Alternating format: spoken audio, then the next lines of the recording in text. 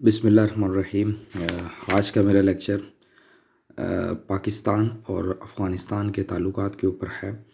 Lecture start करने से पहले मैं आपको थोड़ी सी इन्फॉर्मेशन दे दूं कि इस लेक्चर का लिंक और इससे पहले मैंने एक लेक्चर दिया था कि Y US is in Afghanistan. आप इन दो लेक्चर को अगर अंडरस्टैंड कर लेते हैं और समझ लेते हैं, आपको ख़ित्ते की और पाकिस्तान और अफ़गानिस्तान की सारी गेम समझ आ जाएगी कि यहाँ पर दुनिया की बड़ी पावर्स क्यों और क्या कर रही हैं।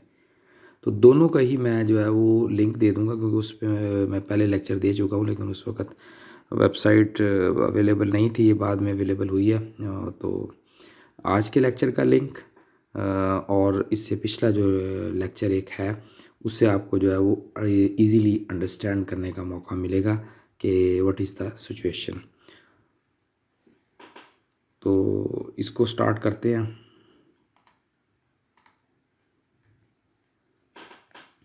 पाकिस्तान एंड अफ़गानिस्तान रिलेशन पहला लेक्चर है, हिस्टोरिकल बैकग्राउंड से लेके तकरीबन ये बेनज़ीर भुट्टो की गवर्नमेंट तक है, और फिर उसके बाद इसको हम मज़ीद इम्प्रूव करेंगे कमिंग लेक्चर्स में।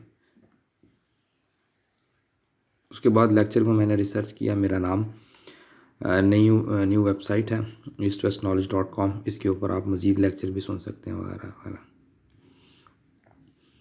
तो सबसे पहली चीज़ तो ये है कि ज़रा मैं आपको थोड़ा सा इंट्रोडक्शन बताऊं पाकिस्तान अफ़गानिस्तान का, लेकिन उससे पहले दो कमेंट मैं आपके साथ शेयर करना चाहता हूं डॉक्टर स्पिकनाय बर्जिस्की के, वो आपको वेबसाइट के ऊपर मिल जाएंगे। वो दो कमेंट ऐसे हैं, मुल्कों के दरमियान भी हैं, लोगों के दरमियान भी हैं। पहला कमेंट तो ये है कि उसने कहा कि कभी भी नेशनल इंटरेस्ट चेंज नहीं होते मुल्कों के, पॉलिसीज़ वक्तन फ़वक्तन चेंज होती रहती हैं उनको हासिल करने के लिए। दूसरी उसने कहा दुनिया में मफाद से बड़ी कोई दोस्ती नहीं होती, चाहे वो लोगों के दरमियान हो चाहे वो मुल्कों के दरमियान हो, इंटरेस्ट के ऊपर जो है वो ताल्लुकात चल रहे होते हैं। तो सबसे पहले हम स्टार्ट करते हैं कि इंट्रोडक्शन ऑफ पाकिस्तान अफ़गानिस्तान। इसमें सारे में अंडरस्टैंड करने का से दो चीज़ें हैं कि हमारे इनके साथ ताल्लुकात अच्छे क्यों नहीं रहे और क्या हर्डल्स थी और कैसे अब कैसे अच्छे हो सकते हैं। तो पाकिस्तान ने जब 1947 में आज़ादी हासिल की है, तो पाकिस्तान तवक्को कर रहा था कि हमें जो है वो ये मुस्लिम स्टेट है, हमारा एक पड़ोसी मुसलमान मुल्क का, हमें इससे कोई फ्रेंडली सपोर्ट भी मिलेगा, ताल्लुकात भी अच्छे होंगे हमारे इनसे। लेकिन अनफॉर्चुनेटली हमारा इनके साथ एक बॉर्डर डिस्प्यूट स्टार्ट हो चुका था, और उसने हमारे दरमियान बहुत सारे जो है वो इख्तलाफात पैदा किए। जिस वक्त पाकिस्तान ने यूनाइटेड नेशन का मेंबर बनने के लिए अप्लाई किया था 30 सितंबर 1947 को, तो अफ़गानिस्तान सिर्फ़ एक वाहिद मुल्क था जिसने पाकिस्तान के ख़िलाफ़ वोट दिया था। लेकिन उसके बाद दूसरा, एक तो ये पख्तूनिस्तान का स्टंट मैं आपको बता रहा हूँ कि बॉर्डर का इशू रहा था, दूसरा फिर अफ़गानिस्तान के अंदर जिस वक्त रशियन की इन्वेजन हुई है, तो इन दो वजह से बहुत ज़्यादा मसला खड़ा हुआ है हमारे ताल्लुकात के दरमियान। तो उसमें हम देखते हैं कि जो सब पॉइंट है कि बॉर्डर डिस्प्यूट क्या थे पाकिस्तान के अफ़गानिस्तान के साथ। 1947 में जिस वक्त दोनों मुल्क अलहदा हुए हैं, पाकिस्तान और हिंदुस्तान, तो उस वक्त फिर एक NWFP जिसको नॉर्थ वेस्ट फ्रंटियर प्रोविंस कहते हैं, उसके मेजॉरिटी ऑफ द पीपल ने ये ख्वाहिश ज़ाहिर की थी, जो कि पठान ट्राइब थे और दुनिया का एक बड़ा ट्राइबल सोसाइटी समझी जाती है। उन्होंने ये ख्वाहिश ज़ाहिर की थी कि हम जो है वो पाकिस्तान के साथ जाएंगे, लेकिन उसमें कुछ लोग ऐसे भी थे जो कि एक थर्ड ऑप्शन चाह रहे थे। वो चाहते थे कि हमें या तो अफ़गानिस्तान के साथ ज्वाइन कर दिया जाए या हमें एक इंडिपेंडेंट स्टेट बना दी जाए, लेकिन ब्रिटिश ने ये दोनों ही अलाउ नहीं किए। उसने बड़ा पहले एक ड्यूरन लाइन भी खींच दी थी। लेकिन इस स्टंट को कौन दो लोग सपोर्ट कर रहे थे, एक तो थे डॉक्टर ख़ान साहिब और दूसरा अब्दुल गफ़ार ख़ान। ये दोनों ही इस स्टंट को सपोर्ट कर रहे थे। तो उस स्टंट को इसलिए सपोर्ट कर रहे थे कि वो कहते थे कि 200 साल पहले ये हमारे से छीन लिया गया था, इस वजह से हमारे और ये पाकिस्तान से डिमांड करते रहे, बहुत अरसा ये पाकिस्तान से डिमांड करते रहे। अब भी कभी कभी जो है वो ये फ़ॉरेन फंडिंग के ज़रिए ये दोबारा स्टंट खड़ा कर दिया जाता है। तो ये वजह थी जिसकी वजह से हमारे इनके साथ ताल्लुकात जो है वो अच्छे नहीं रहे। फिर उसके अलावा ताल्लुकात को बेहतर करने के लिए जो कोशिशें की गई थी वो मैं आपके साथ डिस्कस करता हूँ। पाकिस्तान ने बड़ी कोशिश की कि हमारे इनके साथ ताल्लुकात बेहतर हो जाएं, तो एक ऑफिशियल लेवल का टॉक कराची में हुआ था 1947 में। पाकिस्तान ने कहा कि आप हमारे साथ ताल्लुकात अच्छे करें, लेकिन उन्होंने वहाँ पर भी पख्तूनिस्तान का मसला रखा और ये भी कहा कि हमें जो है वो सी की एक्सेस दी जाए पाकिस्तान के ज़रिए, ताकि हम इंडिया के साथ ट्रेड कर सकें, ट्रांजिट रूट दिया जाए। پاکستان نے کہا کہ ہم آپ کو ٹرانزٹ روٹ تو دے سکتے ہیں اگر آپ جو ہے وہ پختونستان کا اسٹنٹ یا پھڈا یا فرنٹیئر جو فرنٹ کھڑا کیا آپ نے یہ بند کر دیں اگر آپ. تو انہوں نے پھر اس آفر کو ریجیکٹ کر دیا اور انہوں نے سوویت یونین کے ساتھ جو ہے وہ یہ ایک ٹریڈ اینڈ ٹرانزٹ سائن کر لی جو کہ پاکستان کے لیے ایک اچھا سائن نہیں تھا. اس سے ہمارے دونوں ملکوں کے تعلقات دوبارہ خراب ہوئے. پھر اس کے علاوہ پاکستان کی امبیسی کے اوپر ایک اٹیک ہوا تھا وہ میں آپ کو بتاتا ہوں اور یہ اس کے پیچھے افغان گورنمنٹ ہی تھی. 9 مارچ 1955 میں افغانوں کا ایک موب تھا. انہوں نے پاکستان امبیسی پر اٹیک کیا اور ہمارے لوگوں کو یرغمال بنا لیا تھا کابل کے اندر. تو اس سے پھر پاکستان نے اور پاکستان نے ان کے ساتھ ڈپلومیٹک ٹائز کو ختم کر دیے تھے. تقریباً کوئی 5 مہینے تک تعلقات ختم ہو رہے تھے اور بارڈر بھی ایک دوسرے کے ساتھ کلوز ہو گئے تھے. اور اس کے بعد پھر 1956 کے اندر اسکندر مرزا نے وزٹ کیا تھا افغانستان کا کہ تعلقات ہمارے بہتر ہوں، لیکن وہ انٹرسٹڈ نہیں تھے اور انہوں نے مزید اپوزیشن دکھائی اور وہی جو 2 پرانے پوائنٹ تھے. پھر اس کے بعد RCD بنی، ریجنل کوآپریشن ڈیولپمنٹ آرگنائزیشن بنی، اس کو بھی انہوں نے نہیں جوائن کیا کیونکہ پاکستان اس کا ممبر تھا. اب اس کے بعد دوسری چیز دیکھتے ہیں کہ ہمارے تعلقات ان کے ساتھ کیوں اچھے نہیں ہوئے تھے. Why was it difficult to improve relation between the two nation. اس میں پہلی میں نے آپ کو چیز بتائی کہ اسکندر مرزا نے بڑی کوشش کی کہ بہتر ہو جائیں لیکن بہتر نہیں ہوئے تھے. تعلقات جو ہے وہ کچھ ایگریمنٹس تو ہوئے تھے لیکن پھر دوبارہ تعلقات خراب ہو گئے تھے. افغانستان مزید کمپین کر رہا تھا پختونستان کی، تو جو USSR تھا یہ تو اوبیسلی اس کو سپورٹ کر ہی رہا تھا پختونستان کو، یہ ہمارے لیے کوئی حیرانی کی بات نہیں تھی. لیکن اس کے ساتھ ساتھ انڈیا بھی اس کو سپورٹ کر رہا تھا، یہ ہمارے لیے حیرانی کی بات تھی. پھر مئی 1961 کے اندر جو مسلح افغانس تھے وہ پاکستان کے اس NWFP کے اندر داخل ہوئے اور پاکستانی فوج نے اس کو باہر نکال کیا.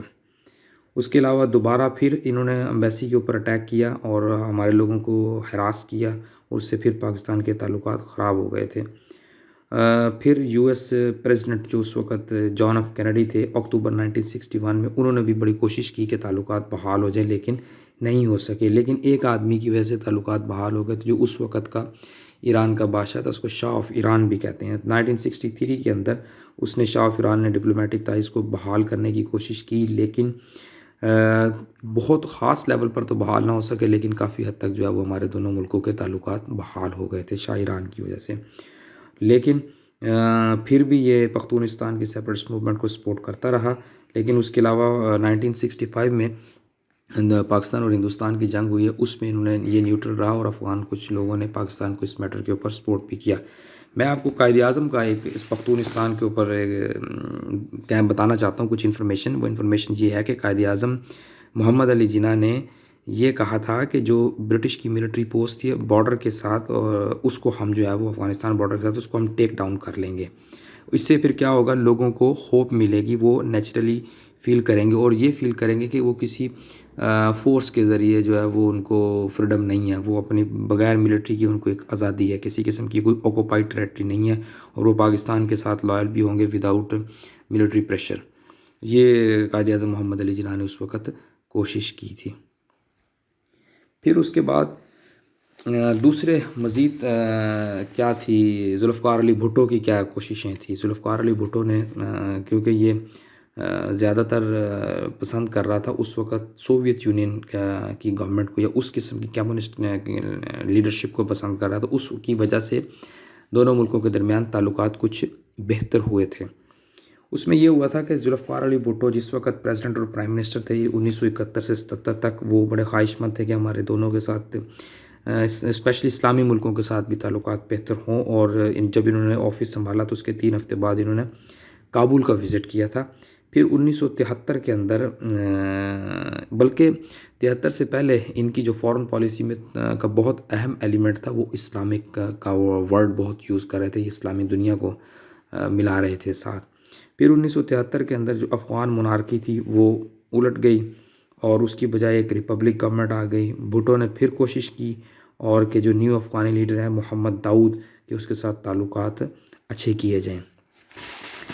1973 میں سردار داؤد جو کہ پرائم منسٹر آف افغانستان تھے، وہ بھی ہاسٹائل ٹو پاکستان تھے، اور انہوں نے خود کو جب وہ پرائم منسٹر بنے تو بھٹو نے کوشش کی کہ ان کے ساتھ بھی تعلقات اچھے کیے رہیں، لیکن اچھے نہیں ہو سکے، اور پاکستان نے ان کو جو ہے وہ افغانستان یہ ٹرانزٹ روٹ دیا کہ وہ انڈیا کے ساتھ ٹریڈ کر لیں، اور جب 1976 کے اندر زلزلہ آیا ہے افغانستان کے اندر، پاکستان نے اس میں دل کھول کر ان لوگوں کی مدد کی تھی۔ پھر 1976 کے اندر سردار داؤد اور بھٹو دونوں نے ایک دوسرے کے ملکوں کا وزٹ کیا کئی دفعہ، شاعران کے کہنے کے اوپر، تاکہ دونوں ملکوں کے درمیان بارڈر ڈسپیوٹ ختم ہوں، لیکن ایسا ہو نہیں سکا۔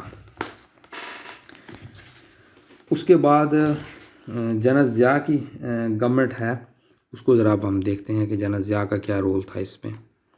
جنرل ضیاء جو ہے وہ ایک ایسا آدمی میں اس کو سمجھتا ہوں کہ جس نے 22 کروڑ مسلمان جو ہے وہ 20 سے 22 کروڑ کے غالباً قریب ہے جن کو آزاد کروایا ہے سینٹرل ایشین اسٹیٹ میں۔ He was the master mind behind this. تو جنرل ضیاء نے جس وقت پاور سنبھالی ہے 1977 میں، تو انہوں نے کوشش کی کہ وہ سردار داؤد کے ساتھ ایک الائنس بنائے اور دونوں ملکوں کے ساتھ تعلقات اچھی ہوں، لیکن سردار داؤد 30 ان کے ساتھ فیملی کے ممبر تھے جو کہ ایک وائلنٹ کوپ کے اندر مارے گئے، اور اس کے بعد ایک نئی کمیونسٹ ایڈمنسٹریشن آ گئی تھی جس کو اپریل ریولیوشن 1978 کہا جاتا ہے۔ اس میں نور محمد تارکائی تھے جو کہ جس کو سپورٹ کر رہے، جو سپورٹڈ بائی USSR تھے، USSR ہی اس کو لے کے آئے تھے۔ تو جو نیو گورنمنٹ نے ایک نئی ریفارمز انٹروڈیوس کروانی شروع کر دی جو کہ کمیونسٹ لیول کی تھی، جو کہ مسلمان پاکستان کنٹری کے لیے اور دوسرے ملکوں کے لیے ٹھیک نہیں تھا۔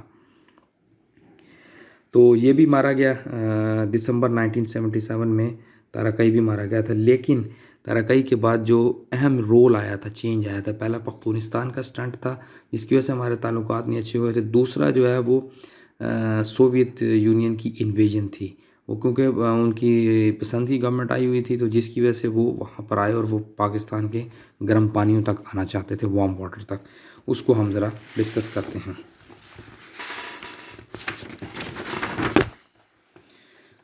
اچھا، اس میں یہ تھا کہ افغانستان نے دسمبر 97 میں سوویت یونین نے دسمبر 97 کے اندر کوئی افغانستان کے اندر کو 80,000 اسٹرانگ قسم کی آرمی بھیجی کہ جو کمیونسٹ لیڈر تھے اس وقت کے، سو کالڈ لیڈر تھے، اس کو ریپلیس کر کے انہوں نے ایک نئے آدمی کو لگایا جس کو باربراک کرمل کہتے تھے، ہیڈ آف دا گورنمنٹ لگایا تھا۔ یہ پرو کمیونسٹ تھا اور پرو سوویت یونین تھا۔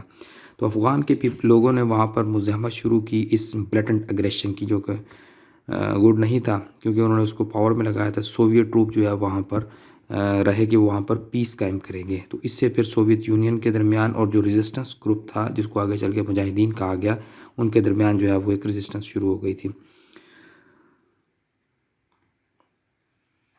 یہ اس کو ڈسکس کر رہے تھے ہم۔ اچھا، اس میں پھر ریزسٹنس شروع ہو گئی تھی۔ سوویت یونین کو ڈیفیٹ کرنے کے لیے امریکہ نے بہت زیادہ ایڈ دی۔ میں ابھی ریسنٹلی ایک لیکچر دے کے ہٹا ہوں پاکستان اینڈ USA کے ٹائز میں، اس میں بھی میں نے اس چیز کو تھوڑا بہت ڈسکس کیا ہے، اور جو کمپریہنسو اور آپ کو ڈیٹیل ملے گی وہ پاک رشیا کے ٹائز پہ، پاک سوویت یونین کے ٹائز میں آپ کو مل سکتی ہے۔ تو انہوں نے اس کی بہت ساری ایڈ دی جس میں کوئی غالباً کئی بلینس ڈالر کی ایڈ تھی، اور اس کے علاوہ انہوں نے پھر ملٹری اکوپمنٹ بھی ہمیں پرووائڈ کی۔ سعودی عرب اور دنیا کے دوسرے ممالک نے بھی ہمیں ہیلپ کی اس کو ڈس انٹیگریٹ کرنے میں۔ تو جنرل ضیاء اس کو ڈیل کر رہے تھے، پھر ہماری جو انٹیلیجنس ایجنسیز تھی وہ ہمیں ہیلپ پرووائڈ کر رہی تھی کہ کس طرح اور کیسے مینیج کرنا ہے۔ تو اس کے ریٹرن میں سوویت یونین نے بہت سارے جو ہے وہ پاکستان کے اندر بامبنگ جو مختلف علاقوں میں کی، اور ایک اتنا بڑا دھماکہ انہوں نے کیا تھا جس میں 100 پیپل پاکستانی مارے گئے تھے 1984 کے اندر۔ تو جنرل ضیاء الحق بالکل پریشان نہیں ہوئے، اس قسم کے اٹیکس جو ہو رہے تھے وہ اپنے گول کے ساتھ ڈٹرمائنڈ رہے اور مجاہدین کو سپورٹ کرتے رہے۔ جس وقت سوویت یونین نے دیکھا کہ اب جو ہے وہ ان کی دال نہیں گل رہی ہے اور وہ یہ جنگ نہیں جیت سکتے تھے، پھر 14 اپریل 1988 کو پریشر ہوا پاکستان سے، افغانستان سے، کہ وہ اپنی آرمی کو یہاں سے لے جائیں۔ تو جو دنیا کی سپر پاور تھی اس نے ہمارے آگے گھٹنے ٹیک دی اور ہم نے ان کو 20 ملکوں میں توڑ کے رکھ دیا تھا، جو ہمیں جنہوں نے 1971 میں پاکستان کو بنگلہ دیش کو علیحدہ کروایا تھا، ہم نے ان کو 20 ٹکڑوں میں تقسیم کر دیا۔ پاکستانی لیڈرشپ کہتی ہے یہ۔ اس کے علاوہ جنرل ضیاء کو جو سب سے اہم چیز تھی، اس کو اس وقت کا مسلم دنیا کا اور ویسٹرن دنیا کا ہیرو تسلیم کیا جاتا تھا کہ انہوں نے بہت بڑا کام کر کے دیا ہے۔ اس کے علاوہ پھر افغان ریفیوجیز کا مسئلہ تھا. کچھ 3 ملین سے زائد یعنی کہ 30 لاکھ سے زائد لوگ پاکستان کی طرف آنا شروع ہو گئے، جو کہ پاکستان کی طرف ایک برڈن بھی تھا، لیکن پاکستان نے ان کو وارملی ویلکم کیا، اور اس میں امریکہ بھی سٹارٹ میں مدد کر رہا تھا. لیکن جس وقت جنگ اینڈ ہوئی ہے تو امریکہ نے مدد سے ہاتھ اٹھا لیے ایز یوزل. اس کے علاوہ پھر نواز شریف کی گورنمنٹ آئی ہے. نواز شریف کی گورنمنٹ میں یہ تھا، انہوں نے کوشش کی کہ جو ڈائلاگ کیے جائیں دونوں ممالک کے درمیان تاکہ تعلقات بھی بہتر ہوں اور جنگ بھی ختم ہو. تو اسلام آباد کا جو معاہدہ تھا، جس کو اسلام آباد اکارڈ کہتے ہیں، وہ سائن کیا گیا تھا بائی 6 سیپریٹ فیکشنز کے ساتھ. لیکن اسٹرانگ سینٹرل آرگنائزیشن کنٹری میں نہ ہونے کی وجہ سے ملک کا لا اینڈ آرڈر بحال نہیں ہو سکا، وائلنس کنٹینیو رہا، اور جس سے کلاشنکوف کلچر پاکستان کے اندر بڑھا. اور بلکہ ایک مشہور ٹاؤن ہے سخوٹ جس کو کہتے ہیں، وہ ایکسپرٹ تھے آٹومیٹک ویپن بنانے میں، رشین آٹومیٹک ویپن بنانے میں. اس کے علاوہ پھر دوسری جو چیز ہے وہ ہے بے نظیر بھٹو کی گورنمنٹ. بے نظیر بھٹو کی گورنمنٹ جس وقت آئی تو انہوں نے سپورٹ کیا طالبان کو افغانستان میں، اور کہا کہ اس اسٹرانگ ان کو سپورٹ کرنے سے پاکستان کو سینٹرل ایشین اسٹیٹ کے اندر جانے کا موقع ملے گا. اور انہوں نے ملٹری اور فائنینشیل سپورٹ بھی پرووائڈ کی اس گروپ کو، جس سے جو ہے وہ طالبان پاور میں آئے افغانستان کے اندر.